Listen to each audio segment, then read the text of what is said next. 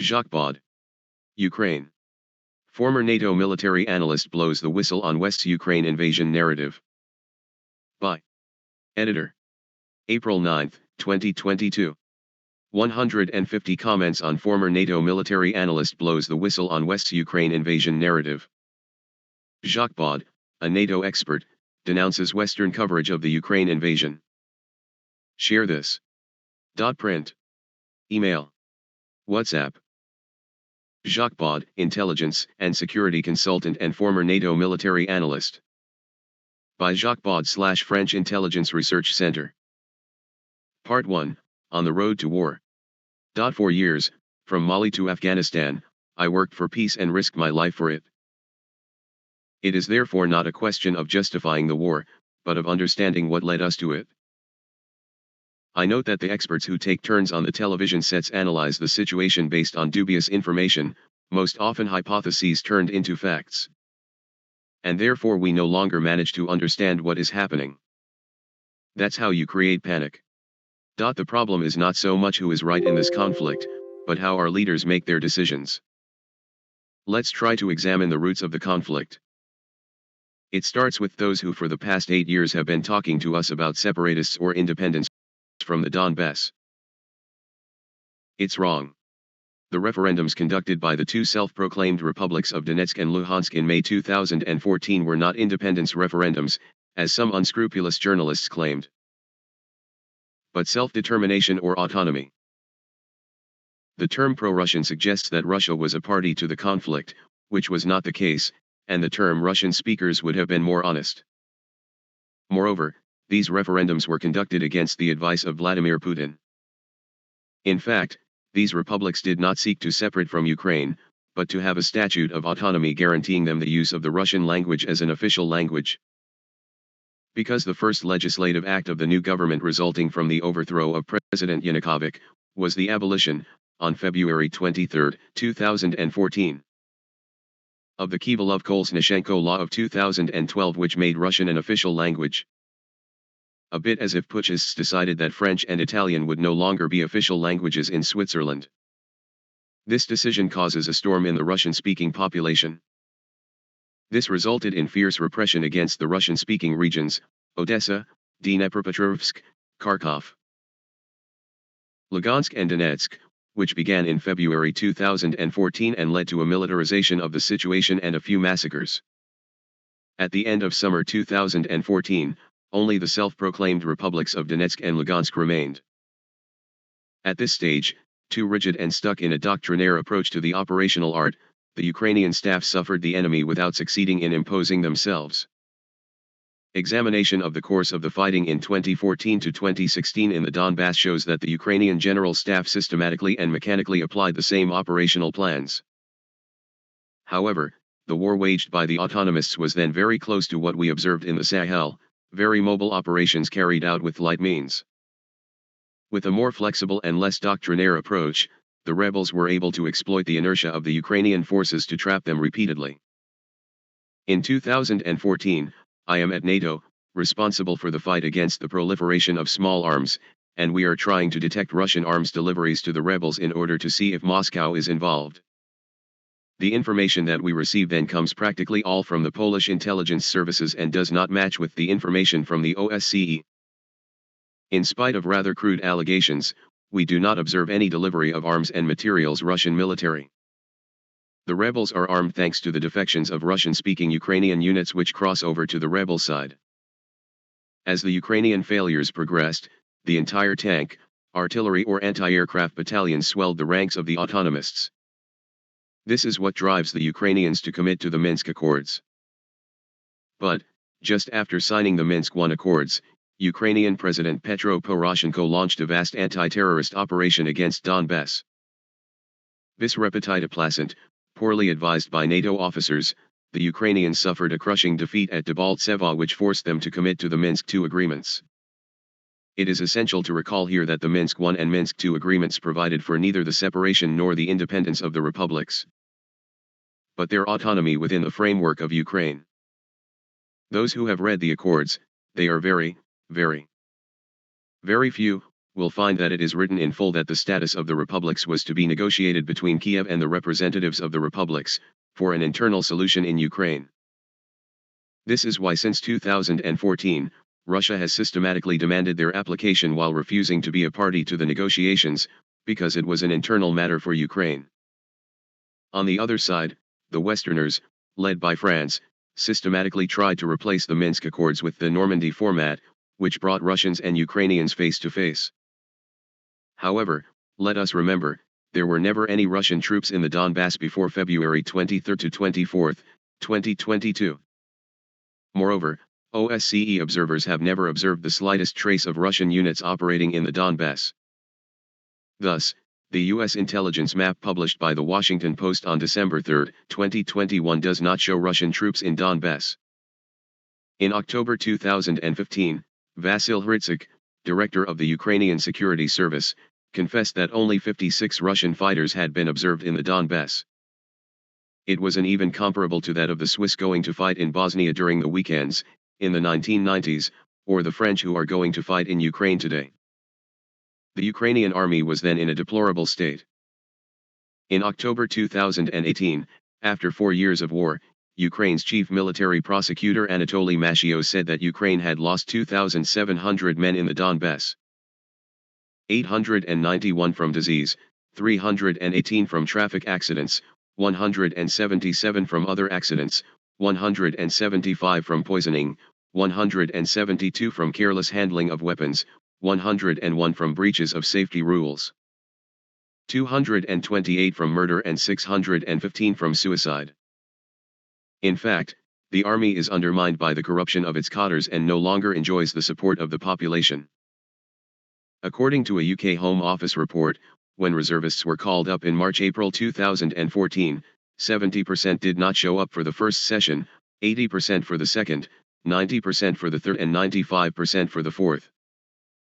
In October/November 2017, 70% of callers did not show up during the autumn 2017 callback campaign. This does not include suicides and desertions, which reach up to 30% of the workforce in the ATO zone. Young Ukrainians refuse to go and fight in the Donbass and prefer emigration, which also explains, at least partially, the country's demographic deficit. The Ukrainian Ministry of Defense then turned to NATO to help it make its armed forces more attractive. Having already worked on similar projects within the framework of the United Nations, I was asked by NATO to participate in a program intended to restore the image of the Ukrainian armed forces. But it's a long process and the Ukrainians want to go quickly. Thus, to compensate for the lack of soldiers, the Ukrainian government resorted to paramilitary militias. They are essentially made up of foreign mercenaries, often far-right activists. As of 2020, they constitute around 40% of Ukraine's forces and number around 102,000 men according to Reuters. They are armed, financed and trained by the United States, Great Britain, Canada, and France. There are more than 19 nationalities, including Swiss. Western countries have therefore clearly created and supported Ukrainian far-right militias. In October 2021, the Jerusalem Post sounded the alarm by denouncing the Centuria project. These militias have been operating in the Donbass since 2014, with Western support. Even if we can discuss the term Nazi, the fact remains that these militias are violent, convey a nauseating ideology and are virulently anti-Semitic. Their anti-Semitism is more cultural than political, which is why the adjective Nazi is not really appropriate. Their hatred of the Jew comes from the great famines of the years 1920 to 1930 in Ukraine, resulting from the confiscation of crops by Stalin in order to finance the modernization of the Red Army. However, this genocide, known in Ukraine under the name of Holodomor, was perpetrated by the NKVD, whose upper echelons of leadership were mainly composed of Jews. That is why, today, Ukrainian extremists are asking Israel to apologize for the crimes of communism, as the Jerusalem Post reports. We are therefore a long way from a rewriting of history by Vladimir Putin. These militias, stemming from the far-right groups that led the Euromaidan revolution in 2014, are made up of fanatical and brutal individuals. The best known of these is the Azov Regiment, whose emblem is reminiscent of that of the 2nd SS Das Reich Panzer Division, which is the object of real veneration in Ukraine. For having liberated Kharkov from the Soviets in 1943, before to perpetrate the massacre of Oradour-sur-Glane in 1944, in France. Among the famous figures of the Azov regiment was the opponent Roman Protasevich, arrested in 2021 by the Belarusian authorities following the case of Ryanair flight FR 4978. On May 23, 2021, there is talk of the deliberate hijacking of an airliner by a MiG-29, with Putin's agreement, of course, to arrest Protasevich. Although the information then available does not confirm this scenario in any way. But it must then be shown that President Lukashenko is a thug and Protasevich a journalist in love with democracy. However, a rather edifying investigation produced by an American NGO in 2020, highlighted Protasevich's far-right militant activities.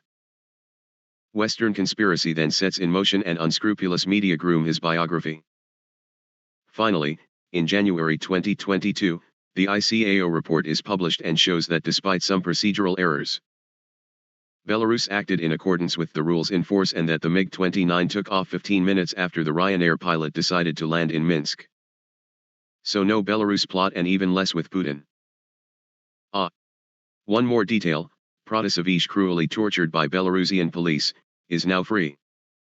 Those who would like to correspond with him, can go to his Twitter account.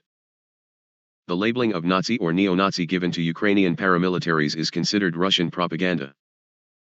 Perhaps, but that is not the opinion of the Times of Israel, the Simon Wiesenthal Center or the Counterterrorism Center at West Point Academy. But this remains debatable, because, in 2014, Newsweek magazine seemed to associate them with the Islamic State. A choice. So the West supports and continues to arm militias that have been guilty of numerous crimes against civilian populations since 2014, rape, torture and massacres. But while the Swiss government has been very quick to impose sanctions against Russia, it has not adopted any against Ukraine, which has been slaughtering its own population since 2014. In fact, those who defend the rights of the men in Ukraine have long condemned the actions of these groups, but have not been followed by our governments. Because, in reality, we are not trying to help Ukraine, but to fight Russia. The integration of these paramilitary forces into the National Guard was not at all accompanied by a denazification, as some claim. Among the many examples, that of the insignia of the Azov regiment is edifying. In 2022, very schematically, the Ukrainian armed forces fighting the Russian offensive are structured as Army subordinate to the Ministry of Defense. It is articulated in 3 Army Corps and composed of maneuver formations. National Guard, which depends on the Ministry of the Interior and is articulated in 5 territorial commands. The National Guard is therefore a territorial defense force which is not part of the Ukrainian army.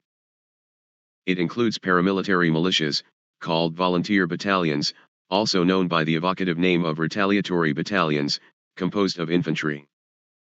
Mainly trained for urban combat, they now ensure the defense of cities such as Kharkov, Mariupol, Odessa, Kiev, etc. Part 2, The War. Former head of the Warsaw Pact forces in the Swiss Strategic Intelligence Service. I observe with sadness, but not astonishment, that our services are no longer in a position to understand the military situation in Ukraine. The self-proclaimed experts who parade across our screens tirelessly relay the same information modulated by the assertion that Russia, and Vladimir Putin, is irrational. Let's take a step back. The outbreak of war. Since November 2021, the Americans have constantly brandished the threat of a Russian invasion against Ukraine. However, the Ukrainians do not seem to agree. Why? We have to go back to March 24, 2021. On that day, Volodymyr Zelensky issued a decree for the reconquest of Crimea and began to deploy his forces towards the south of the country. Simultaneously, several NATO exercises were conducted between the Black Sea and the Baltic Sea, accompanied by a significant increase in reconnaissance flights along the Russian border. Russia then conducts a few exercises to test the operational readiness of its troops and show that it is following the evolution of the situation. Things calmed down until October-November with the end of the Zapad 21 exercises, whose troop movements are interpreted as a reinforcement for an offensive against Ukraine. However, even the Ukrainian authorities refute the idea of Russian preparations for a war, and Oleksiy Reznikov, Ukrainian Minister of Defense, declares that there has been no change on its border since the spring. In violation of the Minsk Accords, Ukraine is conducting aerial operations in Donbass using drones, including at least one strike against a fuel depot in Donetsk in October 2021. The American press points this out, but not the Europeans, and no one condemns these violations. In February 2022, events rush. On February 7, during his visit to Moscow, Emmanuel Macron reaffirms to Vladimir Putin his attachment to the Minsk Accords, a commitment he will repeat after his interview with Volodymyr Zelensky the next day. But on February 11, in Berlin, after 9 hours of work, the meeting of the political advisors of the leaders of the Normandy format ends, without concrete result. The Ukrainians still and always refuse to apply the Accords of Minsk, apparently under pressure from the United States. Vladimir Putin then notes that Macron has made empty promises to him and that the West is not ready to enforce the accords, as they have been doing for 8 years. Ukrainian preparations in the contact zone continue.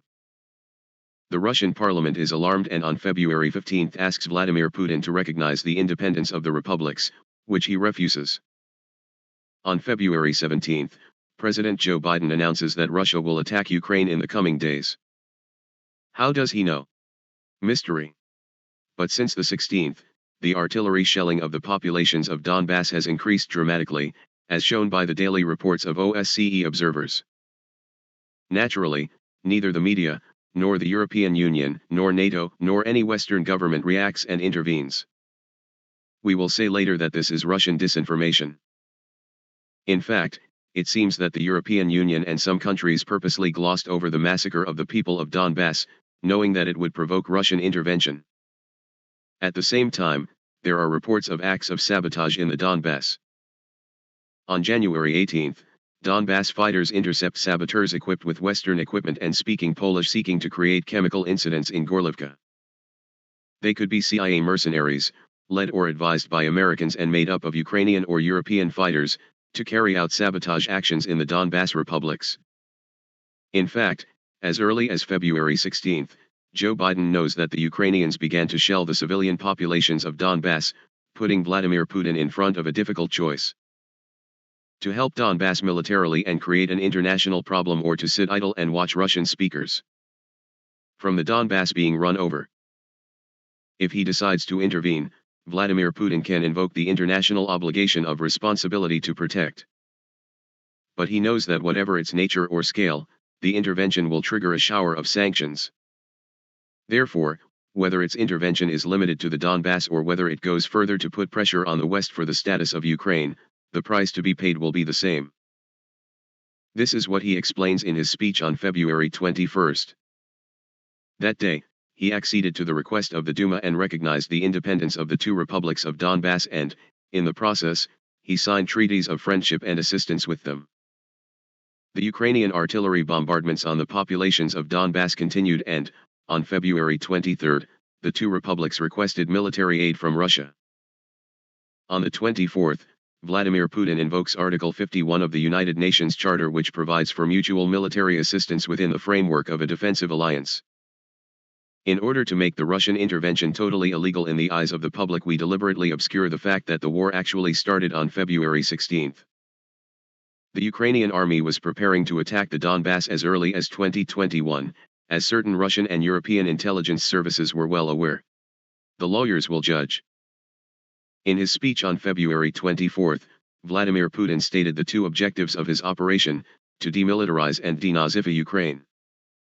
It is therefore not a question of seizing Ukraine, nor even, in all likelihood, of occupying it, and certainly not of destroying it.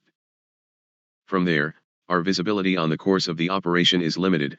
The Russians have an excellent security of operations and the detail of their planning is not known.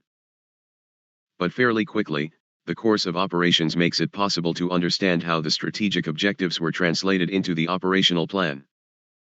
Demilitarization, ground destruction of Ukrainian aviation, air defense systems and reconnaissance assets. Neutralization of command and intelligence structures, as well as the main logistics routes in the depth of the territory. Encirclement of the bulk of the Ukrainian army massed in the southeast of the country. Denazification, destruction or neutralization of volunteer battalions operating in the cities of Odessa, Kharkov, and Mariupol, as well as in various facilities on the territory. The demilitarization. The Russian offensive proceeds in a very classic manner. At first, as the Israelis had done in 1967, with the destruction on the ground of the air forces in the very first hours. Then, we witness a simultaneous progression on several axes according to the principle of flowing water. We advance wherever resistance is weak and we leave the cities for later. To the north, the Chernobyl plant is occupied immediately to prevent acts of sabotage. The images of Ukrainian and Russian soldiers jointly guarding the plant are naturally not shown. The idea that Russia is trying to take over Kiev, the capital, to eliminate Zelensky, typically comes from the West. This is what they did in Afghanistan, Iraq, Libya, and what they wanted to do in Syria with the help of the Islamic State. But Vladimir Putin never intended to take down or overthrow Zelensky. On the contrary, Russia seeks to keep him in power by pushing him to negotiate by encircling Kiev. He had refused to do so far to apply the Minsk Accords, but now the Russians want to obtain Ukraine's neutrality. Many Western commentators marveled that the Russians continued to seek a negotiated solution while conducting military operations. The explanation is in the Russian strategic conception, since Soviet times. For Westerners, war begins when politics ceases. However, the Russian approach follows a Clausewitzian inspiration. War is the continuity of politics and one can pass fluidly from one to the other, even during combat. This creates pressure on the opponent and pushes him to negotiate. From an operational point of view, the Russian offensive was an example of its kind. In 6 days, the Russians seized a territory as vast as the United Kingdom, with a speed of advance greater than what the Wehrmacht made in 1940. The bulk of the Ukrainian army was deployed in the south of the country for a major operation against Donbass. This is why the Russian forces were able to encircle it from the beginning of March in the cauldron between Slavyansk, Kramatorsk, and Severodonetsk. By a thrust coming from the east via Kharkov and another coming from the south from the Crimea. The troops of the republics of Donetsk and Lugansk complete the action of the Russian forces with a push from the east. At this stage, the Russian forces are slowly tightening the noose, but are no longer under time pressure. Their objective of demilitarization is practically achieved and the residual Ukrainian forces no longer have an operational and strategic command structure. The slowdown that our experts attribute to poor logistics is only the consequence of having achieved the objective set. Russia does not seem to want to engage in an occupation of the whole Ukrainian territory. In fact, it seems rather that Russia is trying to limit its advance to the country's linguistic border. Our media speak of indiscriminate bombardments against civilian populations, particularly in Kharkov, and dantesque images are broadcast on a loop. However, Gonzalo Lira, a Latin American who lives there, presents us with a calm city on March 10th, and on March 11th. Admittedly, it's a big city and you can't see everything, but that seems to indicate that we are not in the total war that we are being served continuously on our screens. As for the republics of Donbass, they have liberated their own territories and are fighting in the city of Mariupol. Denazification. In cities like Kharkov, Mariupol, and Odessa, defense is provided by paramilitary militias.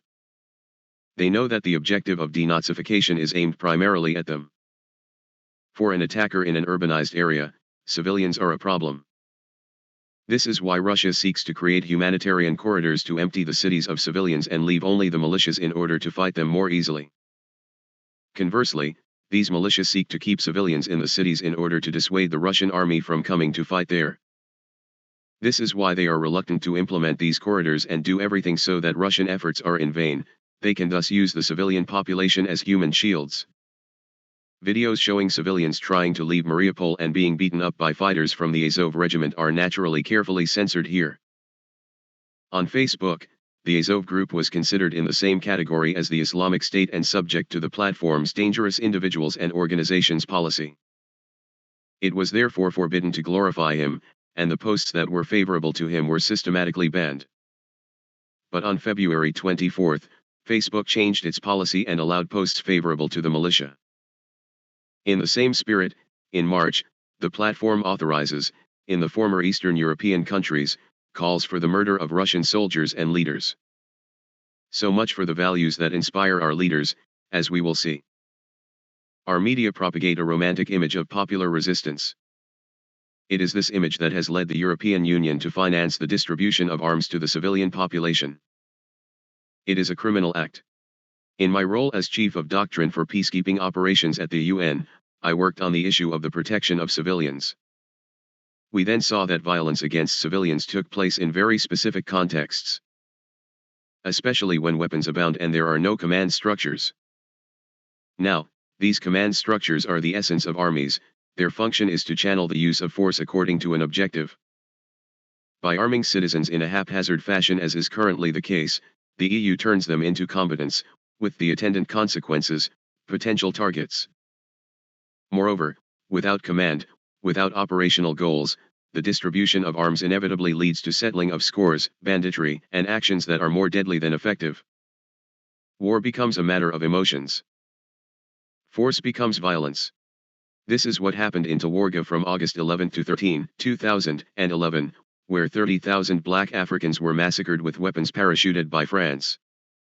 Moreover, the British Royal Institute for Strategic Studies sees no added value in these arms deliveries. Moreover, by delivering arms to a country at war, one exposes oneself to being considered as a belligerent. The Russian strikes on March 13, 2022, against the Mykolaiv air base follow Russian warnings that weapons transports would be treated as hostile targets. The EU repeats the disastrous experience of the Third Reich in the last hours of the Battle of Berlin. War should be left to the military, and when one side has lost, it should be admitted. And if there is to be resistance, it must imperatively be led and structured. However, we are doing exactly the opposite. We are pushing citizens to go and fight, and at the same time, Facebook is allowing calls for the murder of Russian soldiers and leaders. So much for the values that inspire us. In some intelligence services, this irresponsible decision is seen as a way of using the Ukrainian population as cannon fodder to fight Vladimir Putin's Russia. This kind of murderous decision had to be left to the colleagues of Ursula von der Leyen's grandfather. It would have been wiser to engage in negotiations and thus obtain guarantees for the civilian populations than to add fuel to the fire. It's easy to be combative with other people's blood. Mariupol maternity. It is important to understand beforehand that it is not the Ukrainian army which ensures the defense of Mariupol, but the Azov militia, composed of foreign mercenaries. In its summary of the situation of March 7, 2022, the Russian UN mission in New York states that residents report that the Ukrainian armed forces have expelled the personnel of the natal hospital No. 1 from the city of Mariupol and have installed a shooting station inside the establishment. On March 8, the independent Russian media Lenta.ru published the testimony of civilians from Mariupol who said that the maternity hospital was taken over by the militias of the Azov regiment and chased out the civilian occupants, threatening them with their weapons.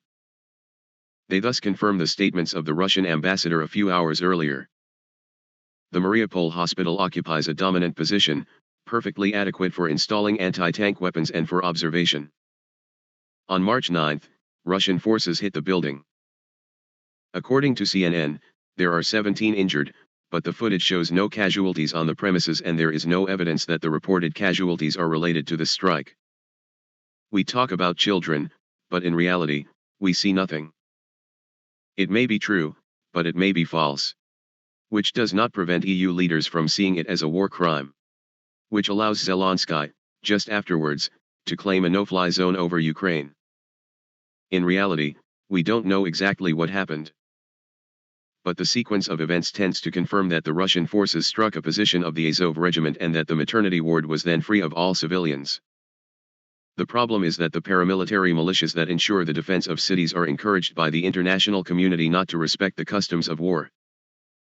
It seems that the Ukrainians have reenacted the scenario of the maternity hospital in Kuwait City in 1990, which had been completely staged by the firm Hill and Knowlton for the amount of $10.7 million in order to convince the United Nations Security Council to intervene in Iraq for Operation Desert Shield/Storm. Western politicians have also accepted strikes against civilians in Donbass for 8 years, without adopting any sanctions against the Ukrainian government. We have long since entered into a dynamic where Western politicians have agreed to sacrifice international law to their objective of weakening Russia. Part 3, Conclusions. As a former intelligence professional, the first thing that strikes me is the total absence of Western intelligence services in representing the situation for a year. In Switzerland, the services have been criticized for not having provided a correct picture of the situation. In fact, it seems that all over the Western world, the services have been overwhelmed by the politicians. The problem is that it is the politicians who decide. The best intelligence service in the world is useless if the decision maker does not listen to it. This is what happened during this crisis. That said, while some intelligence services had a very precise and rational image of the situation, others clearly had the same image as that propagated by our media.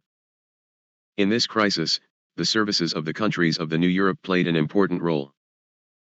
The problem is that, by experience, I found that they were extremely bad on the analytical level. Doctrinaire, they do not have the intellectual and political independence necessary to appreciate a situation with a military quality. It is better to have them as enemies than as friends. Then, it seems that in some European countries, politicians have deliberately ignored their services to respond ideologically to the situation. This is why this crisis has been irrational from the start. It will be observed that all the documents that have been presented to the public during this crisis have been presented by politicians on the basis of commercial sources. Some Western politicians obviously wanted there to be a conflict. In the United States, the attack scenarios presented by Anthony Blinken to the Security Council were only the fruit of the imagination of a Tiger team working for him. He did exactly like Donald Rumsfeld in 2002, who thus bypassed the CIA and other intelligence services that were far less assertive about Iraqi chemical weapons. The dramatic developments we are witnessing today have causes we knew about, but refused to see. On the strategic level, the expansion of NATO. On the political level, the Western refusal to implement the Minsk agreements. And in the operational level, the continuous and repeated attacks on the civilian populations of Donbass for years and the dramatic increase at the end of February 2022. In other words, we can naturally deplore and condemn the Russian attack. But we have created the conditions for a conflict to break out. We show compassion for the Ukrainian people and the 2 million refugees. It's good. But if we had had a modicum of compassion for the same number of refugees from the Ukrainian populations of Donbass massacred by their own government and who have been accumulating in Russia for 8 years, none of this would probably have happened. Whether the term genocide applies to the abuses suffered by the populations of Donbass is an open question. This term is generally reserved for larger cases, however, the definition given by the Genocide Convention is probably broad enough to apply. Lawyers will appreciate. Clearly, this conflict has led us into hysteria. Sanctions seem to have become the preferred tool of our foreign policies. If we had insisted that Ukraine respect the Minsk Accords, which we negotiated and endorsed, none of this would have happened. The condemnation of Vladimir Putin is also ours. There is no point in whining after the fact, we had to act before. However, neither Emmanuel Macron, nor Olaf Scholz, nor Volodymyr Zelensky have respected their commitments. Ultimately, the real defeat is that of those who have no voice. The European Union was unable to promote the implementation of the Minsk agreements. On the contrary, it did not react when Ukraine bombarded its own population in the Donbass. Had she done so, Vladimir Putin would not have needed to react. Absent from the diplomatic phase, the EU distinguished itself by fueling the conflict. On February 27, the Ukrainian government agrees to start negotiations with Russia. But a few hours later, the European Union voted a budget of €450 million to supply arms to Ukraine, adding fuel to the fire. From there, the Ukrainians feel that they will not need to come to an agreement. The resistance of the Azov militias in Mariupol will even cause a raise of €500 million for weapons. In Ukraine, with the blessing of Western countries, those who are in favor of a negotiation are eliminated.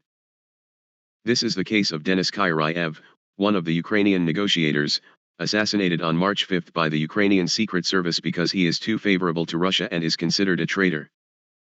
The same fate is reserved for Dmitry Demyanenko, former deputy head of the main directorate of the SBU for Kiev and its region, assassinated on March 10. Because too favorable to an agreement with Russia, he is killed by the Mirodvorets militia.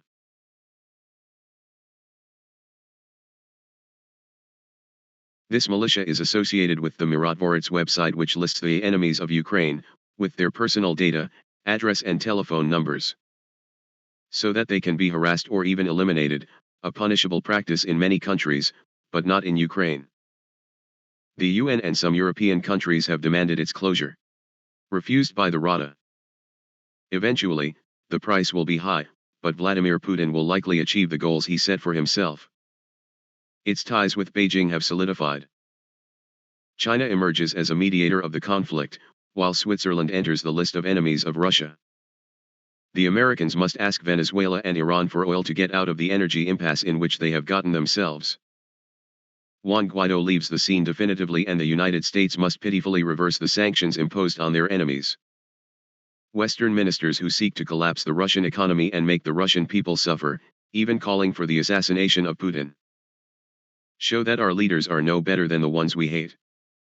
Because, sanctioning Russian athletes from the Paralympic Games or Russian artists has absolutely nothing to do with the fight against Putin. Thus, therefore, we recognize that Russia is a democracy, since we consider that the Russian people are responsible for the war. If not, then why are we trying to punish an entire population for the fault of one? Remember that collective punishment is prohibited by the Geneva Conventions. The lesson to be drawn from this conflict is our sense of variable geometry humanity. If we were so attached to peace and to Ukraine, why didn't we encourage her more to respect the agreements that she had signed and that the members of the Security Council had approved? Media integrity is measured by their willingness to work under the terms of the Munich Charter. They had succeeded in propagating hatred of the Chinese during the COVID crisis, and their polarized message leads to the same effects against the Russians. Journalism is stripping itself more and more of professionalism to become militant. As Goethe said, the greater the light, the darker the shadow. The more the sanctions against Russia are excessive, the more the cases where we have done nothing highlight our racism and our servility. Why has no Western politician reacted to the strikes against the civilian populations of Donbass for 8 years? After all, what makes the conflict in Ukraine more blameworthy than the war in Iraq, Afghanistan, or Libya? What sanctions have we adopted against those who have deliberately lied before the international community to wage unjust, unjustified, unjustifiable and murderous wars? Did we try to make suffer the American people who had lied to us before the war in Iraq? Have we even adopted a single sanction against the countries, companies, or politicians who are fueling the conflict in Yemen, considered the worst humanitarian disaster in the world? Have we sanctioned the countries of the European Union who practice the most abject torture on their territory for the benefit of the United States? To ask the question is to answer it. And the answer is not glorious. Jacques Baud. Jacques Baud is a former colonel of the General Staff, former member of Swiss Strategic Intelligence, specialist in Eastern European countries. He was trained in the American and British intelligence services. He was the head of doctrine for United Nations peace operations. A United Nations expert for the rule of law and security institutions, he designed and led the first multidimensional United Nations intelligence service in Sudan. He worked for the African Union and was responsible for the fight against the proliferation of small arms at NATO for 5 years. He was engaged in talks with top Russian military and intelligence officials right after the fall of the USSR. Within NATO, he followed the Ukrainian crisis of 2014, then participated in programs of assistance to Ukraine. He is the author of several books on intelligence, war, and terrorism, and in particular LED Tournament, published by Suggest, Governed by Fake News, The Navalny Affair, and Putin, Master of the Game, published by Max Milo. Author site.